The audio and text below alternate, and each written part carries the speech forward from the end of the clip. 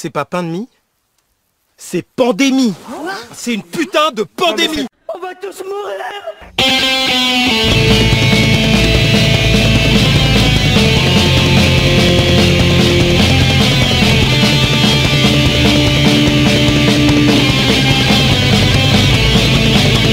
Chers auditeurs et survivants, bonjour et bienvenue dans cette nouvelle émission de Radio Virus. Et tout de suite nous commençons cette émission en nous intéressant aux influenceurs, mais pas ceux forcément qui sont sur Instagram. Pendant ce temps-là, dans le bureau de Jacques Attali.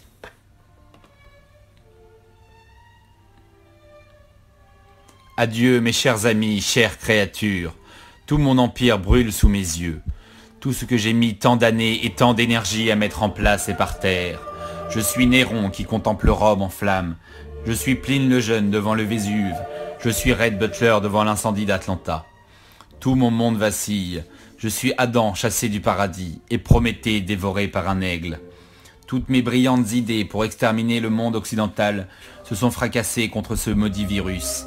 Tel un démon des temps modernes, il s'est servi de mon œuvre pour se retourner et m'anéantir. Son pouvoir dépasse mes pires cauchemars. La mondialisation stoppée net, la bourse qui s'effondre, le pétrole à $30, le commerce international détruit, le grand retour du politique, les frontières qui se referment, le 9-3 dévasté, les souverainetés nationales au plus haut, la publicité en forte baisse, la solidarité locale qui se reforme, l'IVG à son niveau le plus bas, le libéralisme voué aux fourches codines, les immigrés qui rentrent chez eux, ces foyers séparés qui se réunissent, l'église qui redresse la tête, le populisme partout qui s'installe. Je vous invoque, ô démons, daignez pardonner à votre pauvre serviteur. Donnez-moi la force de contrer cette malédiction. Donnez-moi la force de recommencer mon travail de destruction. Donnez-moi de nouvelles idées pour avilir et asservir le peuple occidental. Je vous offre de nouveau mon âme pour détruire définitivement la civilisation européenne. Que Notre-Dame brûle, que le blanc disparaisse dans le métissage et que plus aucun obstacle ne vienne faire barrière au dieu argent. Cette crise est une nouvelle naissance, tout est à rebâtir. Surveillance généralisée, contrôle des masses, destruction du code du travail, avilissement des travailleurs, régulation massive des sans-papiers pour cause économique, euthanasie des vieillards et contrôle des naissances, libéralisme exacerbé, nouveaux prédateurs économiques, monopole des géants, destruction totale des petites entreprises. Oui, Mammon, je sens tes nouveaux pouvoirs m'envahir. Je sens une force jusque-là inconnue s'emparer de moi. Que les océans pollués viennent noyer les foules, que les centrales nucléaires explosent, que le feu s'abatte du ciel, qu'il ne reste que ruine et désolation. L'argent peut survivre à tout, il n'abandonnera pas son plus fidèle serviteur. Je serai le nouveau Attila. Je serai le nouveau dieu vengeur, et il ne restera rien, pas une pierre debout sur le cadavre de la vieille Europe. J'en fais le serment dans le sang, et rien ne pourra plus m'arrêter. Nous retrouvons tout de suite les actualités. L'actualité de ce lundi 6 avril. Culture. Ce week-end, un Soudanais a bravé le confinement pour aller enrichir ses voisins à coups de couteau et leur faire part des richesses de son pays d'origine. On ne sait pas si une amende pour non-respect du confinement est prévue. Débat. Des parlementaires ont lancé une plateforme pour commencer à réfléchir à l'après-confinement et l'après-coronavirus. Tout le monde peut faire part de ses idées pour imaginer le meilleur des mondes. N'hésitez pas à aller y faire un tour. Liberté. Facebook, Twitter et Instagram ont supprimé de nombreuses publications qui vantaient la chloroquine comme remède miracle contre le Covid-19. Des messages de dirigeants politiques, comme Maduro ou Bolsonaro, ont été également censurés. Plus efficace qu'un État, la censure des multinationales. Europe. La Suède envisage de dénoncer la France à la Commission européenne pour non-respect des règles du marché interne suite à la réquisition de masques envoyés à l'Espagne et l'Italie, comme nous vous le disions la semaine dernière. Il va y avoir une belle ambiance au Parlement à la fin de la crise. Solidarité. La Hongrie va forcer les banques à participer à un fonds de lutte contre le Covid-19. Les partis politiques devront donner la moitié de leurs recettes. Une idée à retenir, même si en France, la moitié des recettes des partis, ça ne fera pas grand-chose. Ordure. Alors que BFM s'excuse platement pour son journaliste qui a commenté la minute de silence chinoise devant les victimes du coronavirus en disant qu'ils enterraient des Pokémon, Yves Calvi est rattrapé par des propos tenus le 12 mars. Il déclarait alors que la pleurniche hospitalière nous oblige à être au chevet de notre hôpital en permanence. Un beau connard donc. Les archives ont du bon, ça permet de lutter contre la mémoire courte. Eric Woerth est rattrapé par ses propos, tenus il y a quelques années, préconisant la fermeture de lits d'hôpital, jugés trop nombreux et inutiles. Stakhanovisme. Le député Guillaume Pelletier propose la suppression de 5 jours de RTT pour financer la santé et l'agriculture. Quand on y ajoute les congés posés de force pendant le confinement, et le rush qui va être demandé après, on ne sait pas trop quand on aura le droit de prendre 3 jours pour revoir enfin nos familles. Nature. Alors que le confinement bénéficie globalement à la planète, des régions souffrent encore. À Tchernobyl, un feu de forêt a relancé le taux de radioactivité dans la zone. Les pompiers déclarent contenir le foyer, espérons qu'il soit plus honnête qu'à l'époque. Béret. Les soldats du 1er régiment étranger de cavalerie sont déployés dans les rues de Nîmes et devant le CHU, dans le cadre de l'opération Résilience. Comme tout le monde trouve que le confinement se relâche, 2-3 uniformes dans les rues, ça va de calmer tout le monde. En même temps, comme 10% des forces de police sont confinées, principalement dans les grandes villes, pas étonnant de devoir faire appel à l'armée. Darwin. Un homme de 23 ans qui se promenait dans le Finistère est tombé d'une falaise et a obligé l'intervention d'un hélicoptère et d'une vingtaine de pompiers. 135 € d'amende. Dans les Pyrénées, un homme parti chercher des cigarettes en Espagne s'est perdu. Un hélicoptère a été mobilisé pour le retrouver. 135 € d'amende. En Loire-Atlantique, un homme a été contrôlé en excès de vitesse, sans permis, alcoolisé et sans attestation. Il a été arrêté pour non-respect du confinement. En Lorraine, 2 promeneurs bravant l'interdit sont tombés sur un cadavre, celui d'un homme recherché depuis 1 mois. On ne sait pas s'ils ont eu droit aux 135 € d'amende. Sur le massif du Mont Blanc, un skieur libre et non confiné s'est tué après une chute de plus de 300 mètres. Pas 135 € d'amende donc. C'est tout pour aujourd'hui, à demain pour une nouvelle chronique d'actu. Premier point politique, et pour bien commencer cette semaine, nous trouvons les 5 bonnes résolutions du confinement. Chers camarades, chers amis auditeurs du Radiovirus, permets-moi de te souffler quelques bonnes résolutions à tirer de la crise en cours et à appliquer une fois le confinement terminé. Certaines peuvent être mises en œuvre dès maintenant, je t'encourage bien entendu à mettre ce temps à profit. La première de ces résolutions est de rejoindre une communauté. L'union fait la force, comme on le sait.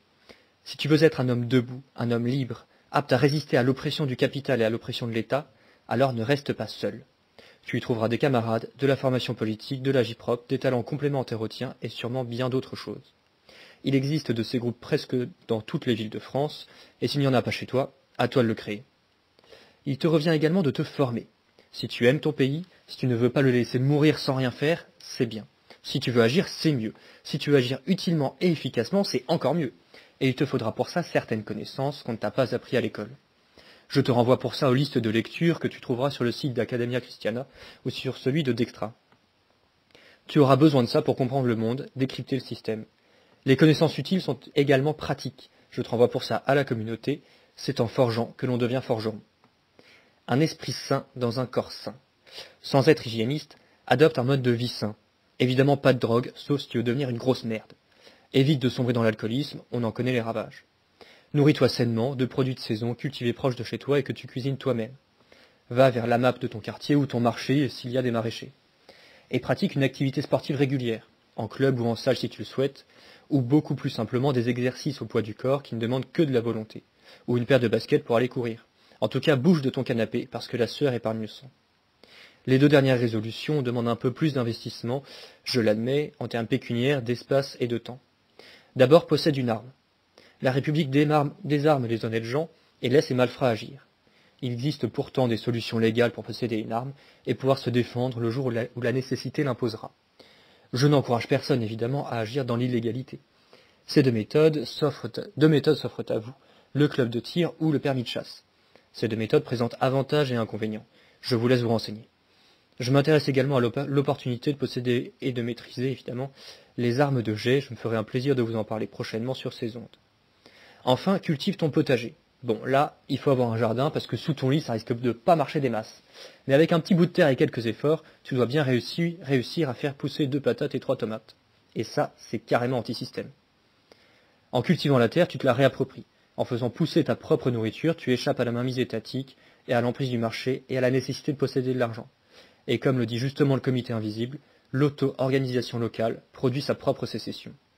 Alors camarades, retrousse-toi les manches et à l'assaut. Passons à notre rubrique cinéma.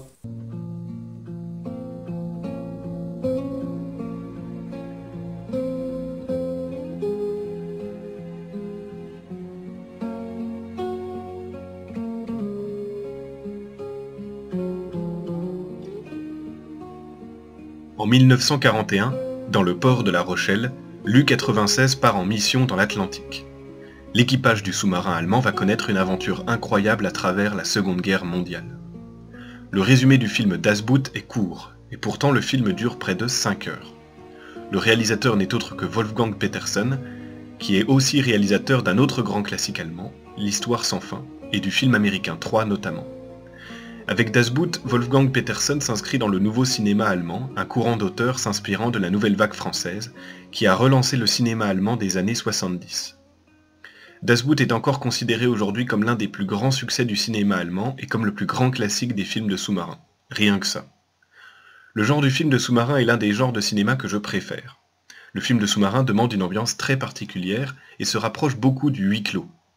Force est de constater que Das Boot mérite amplement son statut de meilleur film de sous-marin de l'histoire du cinéma.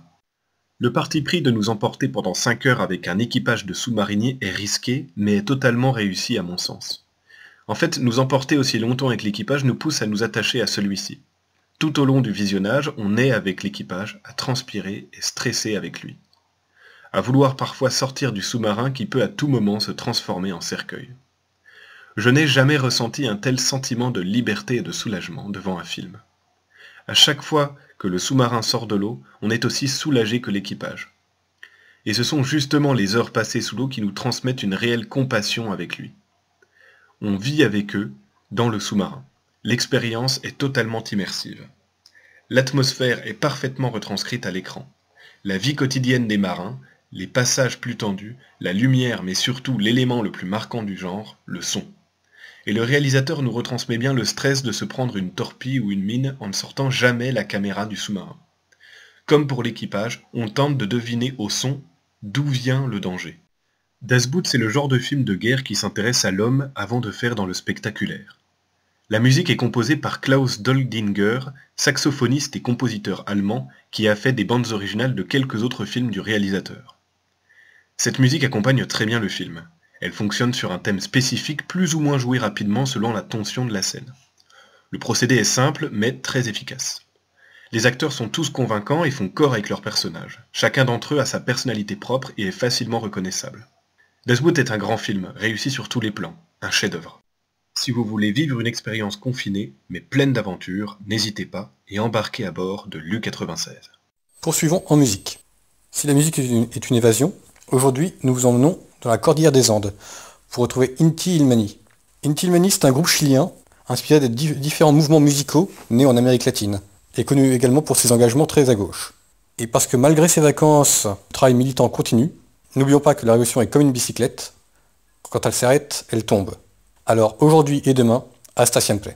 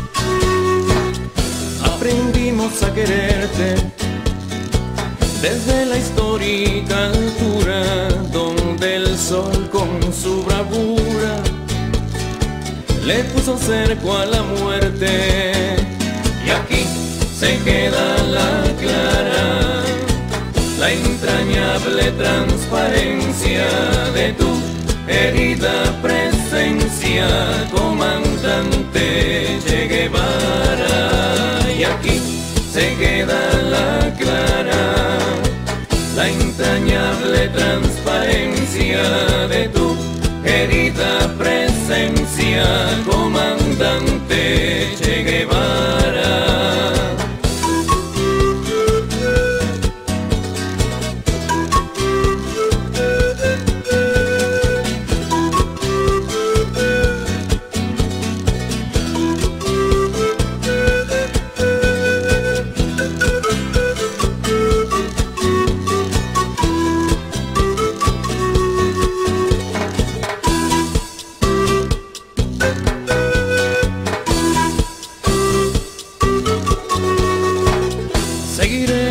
adelante, como junto a ti seguimos y con Fidel te decimos hasta siempre, comandante.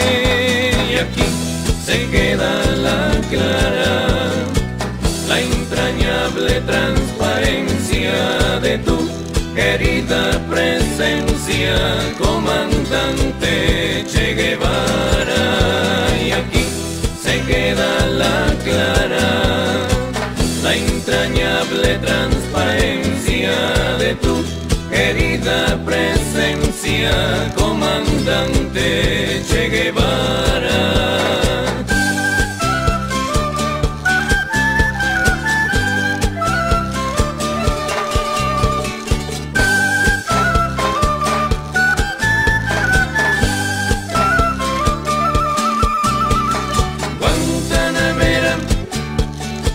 Guajira, Guantanamera,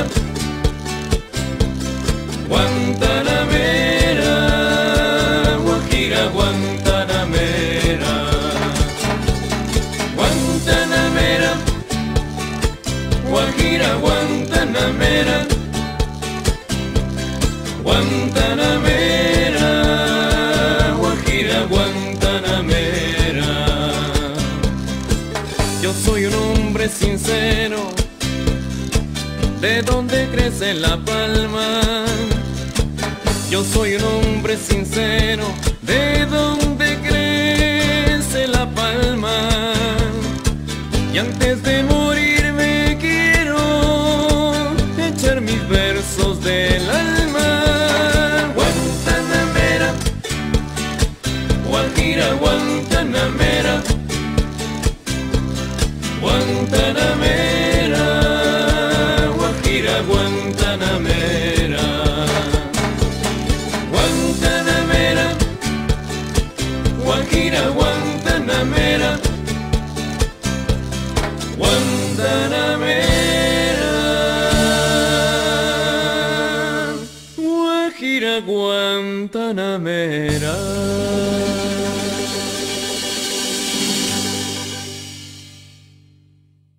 Et nous passons à notre deuxième sujet politique, qui aujourd'hui est également un sujet polémique. Aujourd'hui, parlons d'un sujet tabou, d'un truc qui n'existe pas, dont le mot a même été supprimé de la Constitution française. Parlons des races. La race, c'est LE mot qui disqualifie celui qui évoque le sujet, le mettant définitivement au banc de la société moderne. Pourtant, fermer les yeux en prétendant que cela n'existe pas est un enfantillage idéologique qui ne règle en rien la question. J'aime à citer cette phrase dont je vous laisse le soin de chercher l'auteur parce que je ne la retrouve pas. Le plus dur n'est pas de dire ce que l'on voit, mais de voir ce que l'on voit. Nous ne sommes pas de gauche, et nous ne nous sentons pas le rôle, comme Jules Ferry, des races supérieures à aller coloniser et éduquer la race inférieure. Nous laissons à la gauche et aux républicains cet universalisme envahisseur et ce complexe de supériorité qui voudrait amener aux confins de la brousse les bienfaits de la civilisation et de la démocratie. Nous ne prétendons pas être ni généticiens ni scientifiques. Nous nous contentons ici de défendre ce qui fut l'instinct de nos pères depuis des millénaires et qui nous semble être le bon sens. Le mélange et la promiscuité ne sont pas des bonnes solutions pour la pérennité de nos cultures. Sur le fond, et étant de culture et de tradition catholique, nous reconnaissons à tout homme une égale dignité, que ce soit devant Dieu comme devant la justice des hommes. Ceci étant posé, et comme nous l'avons évoqué il y a quelques jours lorsque nous avons posé la question de la civilisation, nous revendiquons aussi le droit de préférer notre civilisation à celle des autres, notre peuple à celui des autres. Ainsi, nous revendiquons en tant qu'écologistes de préserver les milieux naturels et les espèces en voie de disparition. Il nous paraît tout aussi tragique que le peuple français disparaisse dans sa composition ethnique que le peuple malien, Buntu ou Maori. Nous ne souhaitons pas aux autres ce que nous ne souhaitons pas que l'on nous fasse. Nous disons cette phrase de bon sens que l'on prête au général de Gaulle et qui fait dresser sur la tête les cheveux des bien-pensants. Nous sommes quand même avant tout un peuple européen de race blanche, de culture grecque et latine et de religion chrétienne.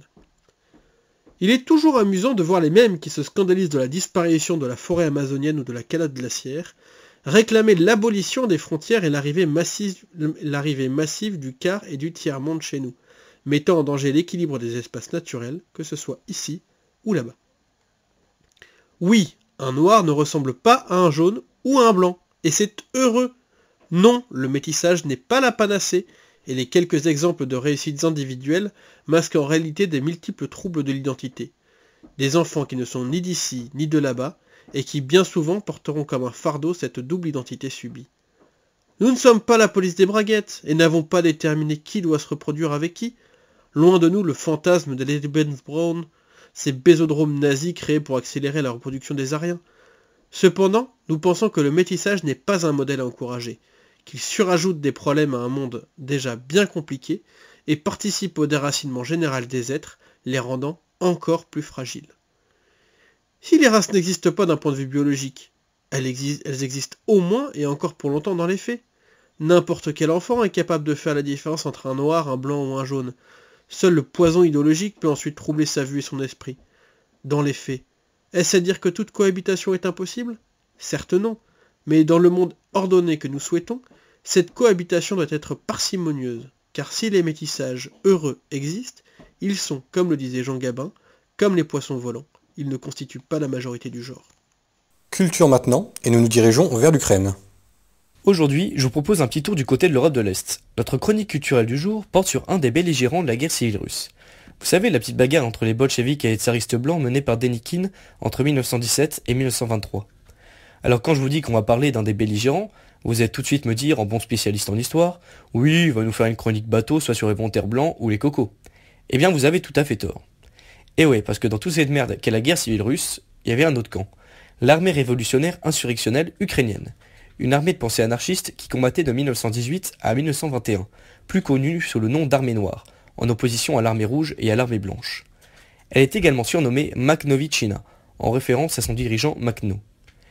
Cette armée est créée en 1918 à la suite du traité de Brest-Litovsk, par lequel Lénine reconnaît l'indépendance de la République populaire ukrainienne et permet également à l'Allemagne d'accéder à ses ressources. L'armée noire décide donc de combattre l'Allemagne et le pouvoir ukrainien qui laisse faire ses envahisseurs. Ils combattent également l'armée blanche de Dénikine, les considérant comme des ennemis dans leur combat pour la révolution sociale. Parce que oui, encore une fois, les anarchistes, c'est pas juste foutre le bordel. Il y a un projet politique derrière. Mais je vous renvoie à une précédente chronique sur Proudhon. Donc l'armée noire, qui compte quand même 100 000 hommes dans ses rangs, a pour principal objectif s'élever contre l'oppression des ouvriers et paysans par la bourgeoisie et par la dictature bolchevique communiste. À ses débuts, l'armée noire décide de s'allier avec l'armée rouge à 2 reprises, refusant tout de même de recevoir des ordres de Trotsky, le commandant en chef de l'armée rouge. Mais les deux armées trouvèrent un terrain d'entente devant l'urgence de la situation. Ils combattirent donc les armées blanches ensemble à 2 reprises. Mais une fois les tentatives de contre-révolution déjouées, les trotskistes reprenaient leur lutte contre les anarchistes de Makhno, qui leur rendaient bien d'ailleurs. Toutefois, Moscou commençait à être agacé par ce rebelle au pouvoir bolchevique. En même temps, on comprend un peu. Les bolcheviks, ce sont quand même des mecs qui ont renversé le tsar, le gars qui dirigeait un des plus grands empires jamais constitués. Et ils sont bolossés par une bande de clodos qui portent un drapeau noir à tête de mort. Bref, Trotsky convie donc les leaders à un conseil de guerre pour tenter de trouver un accord, donc les gars se ramènent, et bim, ils sont arrêtés direct. Pas très surprenant, c'est un peu habituel chez les soviets. Et du coup, ils se font fusiller sans aucun procès. Et ouais, c'est ça la démocratie populaire mon gars. Makhno, constatant sa défaite, décide de s'exiler en Roumanie, puis il rejoindra la France où il y demeurera jusqu'à sa mort en 1935. Comment analyser cette situation? Eh bien déjà, on voit que quand il y a de la volonté, on peut faire de grandes choses. Il faut savoir retrousser ses manches, et puis aussi qu'il faut jamais faire confiance à un gars qui s'appelle Léon. Bon, en vrai, la défaite de l'armée noire est due à différents facteurs. Par exemple, le manque cruel d'armes et de munitions. De plus, les soviétiques opposaient une lutte farouche à l'anarchisme, ce qui constituait une difficulté majeure pour la Makhnovitchina, qui souhaitait établir un ordre équilibré et solide. Et de plus, il est dur de maintenir une armée solide quand le peuple subit une dure famine et des épidémies. Donc tout ça, ça rend la révolution sociale un peu difficile à faire. En tout cas, ça n'enlève rien au fait qu'ils ont bien emmerdé les volontaires blancs et les soviétiques, et ça, c'est plutôt swag. Si le sujet vous intéresse, je vous recommande les ouvrages suivants. La Makhnovitchina de Trotsky et la question ukrainienne de Pierre Dubois. Voilà, c'est tout pour cette chronique sur l'armée révolutionnaire insurrectionnelle ukrainienne. La doctrine de Makhno mérite bien une chronique entière. En tout cas, j'espère que ça vous aura permis de découvrir une face méconnue de la guerre civile russe. A très bientôt pour une prochaine chronique culturelle sur Radio Virus. Pour votre échappée du jour, on vous parle architecture et art religieux. Je vous avais emmené la dernière fois autour des grandes écuries à Chantilly. Aujourd'hui, poursuivons l'exploration du beau et riche territoire picard. Nous allons aujourd'hui explorer Amiens. De l'immense cathédrale au labyrinthe secret des ortillonnages, le cœur de la Picardie bat à Amiens. Faisons un rapide survol de la ville. Située dans la Somme, ancienne cité drapière, Amiens connaît ses heures de gloire au Moyen-Âge avec la culture du Wade, autrement appelé pastel du teinturier. Puis, sous Louis XIV, avec la fabrication du velours qui fait sa prospérité. Nous allons nous focaliser sur un bijou de la ville, un édifice unique au monde, la cathédrale Notre-Dame. La Dame de Pierre amiénoise est la plus vaste cathédrale de France et l'édifice le plus ambitieux du Moyen-Âge. Pour vous donner une image parlante, son volume est 2 fois supérieur à celui de Notre-Dame de Paris. Ses proportions, proches de la perfection, ont servi de référence et de modèle pour d'autres édifices. Viollet-le-Duc y mena des travaux de restauration sous le Second Empire et la qualifia même de Parthénon français. Par sa clarté, son élégance, sa hardiesse et la pureté de ses lignes, la nef de la cathédrale d'Amiens est éblouissante. Même si votre regard va être attiré, et je ne peux que vous comprendre, par les grandes baies vitrées qui diffusent une lumière dans la nef, regardez à vos pieds. Un véritable labyrinthe noir et blanc se trouve en effet au centre de la nef. De forme octogonale, dessiné sur le dallage. Il représente, avec ses 234 mètres de long, un parcours de pèlerinage et de prière. Mais laissez-moi vous présenter un autre détail, un de ces détails qui montrent le génie des bâtisseurs de cathédrales.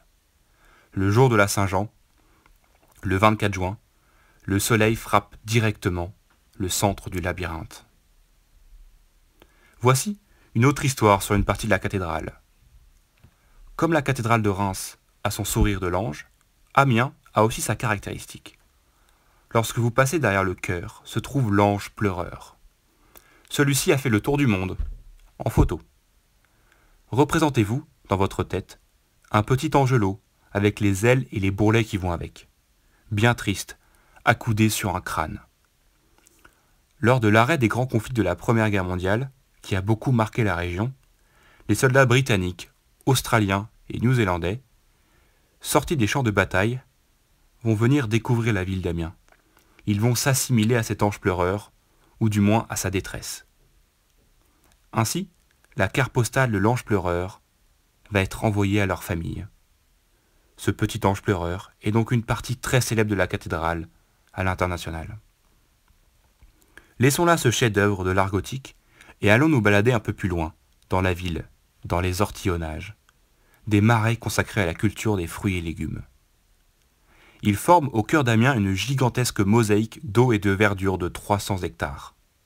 Les parcelles de terre cultivables sont découpées de canaux irrigués, entre autres par la Somme, et sont navigables en barque à fond plat. Parfait pour une petite balade tranquille avec votre douce, à la découverte de la faune et de la flore de ce puzzle mouvant, créé et façonné par l'homme. Amiens ne vous laissera pas au bout de vos surprises, puisqu'il y a encore la maison de Jules Verne par exemple. Laissez-vous tenter par la Picardie, sa culture et son patrimoine. Retrouvons notre rubrique littéraire, aujourd'hui Volkov. Parlons aujourd'hui d'un formidable auteur qui a écrit pour tous les âges et qui malheureusement semble sombrer un peu dans l'oubli. Je veux parler de Vladimir Volkov. Né en 1931 d'une famille émigrée de Russes blancs, il grandit à cheval entre deux cultures, à la fois profondément français et profondément russe. Il fait son service militaire en 1957 en Algérie, où il gravit les échelons jusqu'à devenir officier. Il découvre le monde du renseignement en travaillant dans une section administrative spécialisée. En 1962, il publie son premier roman, L'Agent Triple, qui a un succès d'estime en France. À la même époque, il part travailler pour plusieurs années aux États-Unis, à Atlanta. Sous le pseudonyme de Lieutenant X, il y crée le personnage de l'Angelot, agent secret français et héros pour la jeunesse qui paraît dans la collection des Bibliothèques Vertes, et qui vivra dans 40 romans. On y trouve, transcrits pour la jeunesse, les valeurs chères à Volkov, le patriotisme, le courage, l'honneur. Écrivain prolixe, il publie régulièrement sous son nom ou sous pseudonyme. En 1979, il sort Le Retournement, roman d'espionnage se déroulant durant la guerre froide, on est en plein dedans. On y rencontre des agents triples, des conversions spectaculaires à l'orthodoxie. L'ouvrage est un succès.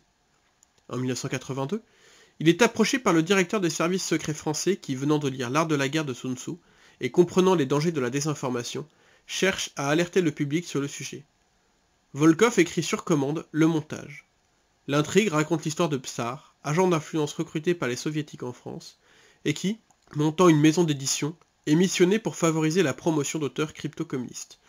C'est une intrigue à tiroir, où les diverses missions et complots s'entremêlent et dénoncent les méthodes de subversion de l'URSS. Il faut se rappeler qu'à l'époque, nous étions en pleine guerre froide, et que l'intelligentsia française était vérolée par l'idéologie communiste, croyant toute la propagande qui leur était servie. L'ouvrage est un succès, et Volkov reçoit le grand prix du roman de l'Académie française.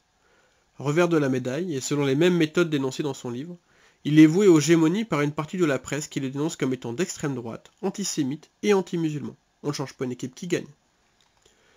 Volkov publie de nombreux romans durant les décennies 80 et 90, tournant autour de la Russie, de complots, de manipulations. L'ensemble de ces livres est une excellente gymnastique littéraire pour comprendre la complexité du monde et les codes qui le régissent en sous-main.